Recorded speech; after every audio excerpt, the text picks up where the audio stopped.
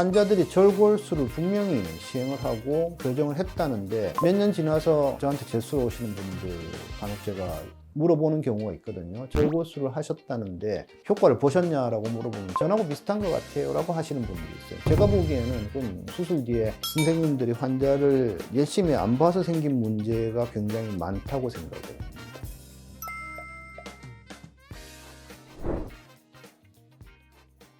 섬세한 백박사의 백승준입니다. 오늘은 코가 휘어진 경우, 휘어진 코의 교정에 대해서 설명을 하겠습니다. 일반적으로 코가 휘어진 상당히 많은 경우가 기본적으로 얼굴에 비대칭을 가지고 있는 경우가 대부분이겠죠. 사람 얼굴, 몸도 다 마찬가지인데 거의 대칭인 거죠. 거의. 어릴 때부터 성장을 하면서 생장 속도의 차이가 날 거고 굉장히 중요한 문제 중에 하나가 우리가 밥을 먹을 때 한쪽으로 씹는다는 거예요. 되게 기억해 보시면 오른쪽으로 씹다가 왼쪽으로도 씹어야지 하다가 어느새 보면 또 오른쪽으로 가 있죠. 그죠? 그러니까 이제 자기가 씹는 습관에 따라서 한쪽으로 씹는 경우들이 생기게 되는데 그러다 보니까 뭐 근육의 발달, 뼈의 발달 이런 것 때문에라도 비대칭이 생기기 쉽고요. 그래서 구조적인 비대칭을 가지고 있다. 그게 제일 이제 흔한 원인 중에 하나고 그 다음은 이제 다치는 거죠. 싸워서 그랬든 부딪혀서 그랬든 다쳐서 그랬든 코가 한쪽으로 휘어져 있다. 뭐 꽤나 흔하게 보는 그런 증상이고요. 예를 들어서 얼굴이 이렇게 C 쉐입으로 휘어져 있을 때 고개를 이렇게 들고 이렇게 보면 코가 한쪽으로 가 있단 말이에요. 코를 갖다 똑바로 놓고 보면 얼굴하고 축이 어긋나는 경우들이 생기게 돼요. 그래서 수술하는 의사의 입장에서는 가급적이면 얼굴 축에다 맞춰서 수술을 하게 되는데 성형외과는 환자분이 보고 괜찮아야 돼요. 본인이 보기에 얼굴이 똑바른 것 같은데 해야 똑바른 거지. 의사 선생님이 똑바르다고 이야기했으니까 똑바른 거는 아니란 말이에요. 그래서 환자가 보기에 괜찮은 자리에 갖다 놔야 된다. 이게 굉장히 어려운 문제가 되는 거죠.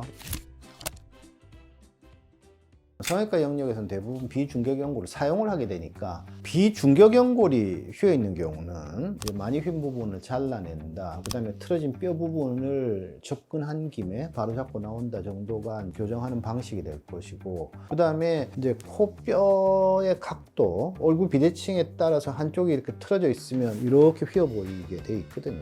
이런 경우에 이제 절골까지 해가지고 바로 잡을 거냐, 경미할 때는 살짝 다듬어서 바로 잡을 거냐, 아니면 위쪽이 이렇게 약간 틀어져 있을 경우에 모형물을 넣어서 잡을 거냐고 이제 환자에 따라서 기체를 하는 그런 방식이 됩니다.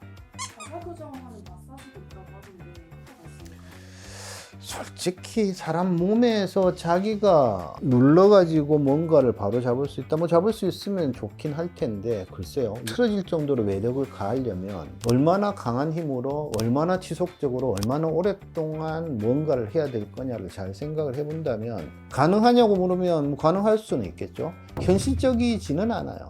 예를 들어서 얼굴을 계속 이렇게 눌러서 광대뼈를 집어넣는다고 한번 상상을 해보시면 생각날 때마다 하루에 뭐 10분씩 한 100번쯤 그죠? 그걸 갖다가 한 10년쯤 한다 그러면 아마 얼굴 줄어들어 있지 않을까요? 그죠? 계속 누르게 되니까. 그러면 그렇게 하면 돼라고 이야기했을 때 가능할까요? 거의 할 수 있는 사람이 없을 것 같은데 제 생각엔 좀 부정적입니다.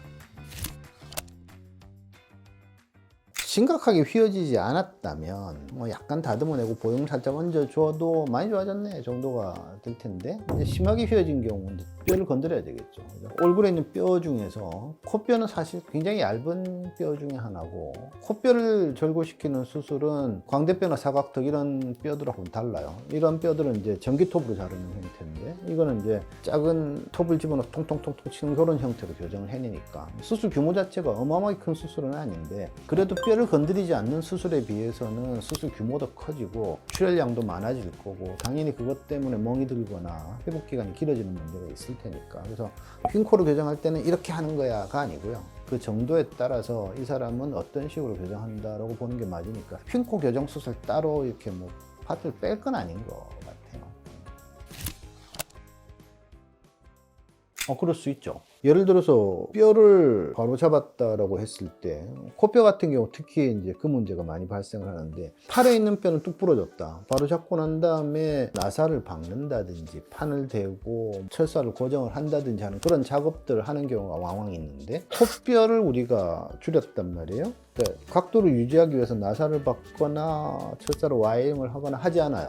그러면 이게 나오면서 흉터 조직, 흉사 조직 같은 것들로 위치를 잡게 되게 되는데 그 과정에서 다시 리코일이라고 그래요. 스프링처럼 튕겨 나오는 경우들이 생기거든요. 실제로 이제 수술하시고 직접 환자를 보는 선생님들은 그걸 놓치지 않는 경우가 대부분이에요. 지금도 성형외과의 상당수 선생님들이 수술을 하시고 나면 직접 환자를 수술 후에 보지를 않고 직원들 보라고 하는 경우들이 꽤 많은데 그런 경우에 놓쳐버리고 나면 환자들이 절골술을 분명히 시행을 하고 교정을 했다는데 몇 년 지나서 저한테 재수로 오시는 분들 간혹 제가 물어보는 경우가 있거든요. 절골술을 하셨다는데 효과를 보셨냐라고 물어보면 전하고 비슷한 것 같아요 라고 하시는 분들이 있어요. 제가 보기에는 그럼 수술 뒤에 선생님들이 환자를 열심히 안 봐서 생긴 문제가 굉장히 많다고 생각을 합니다.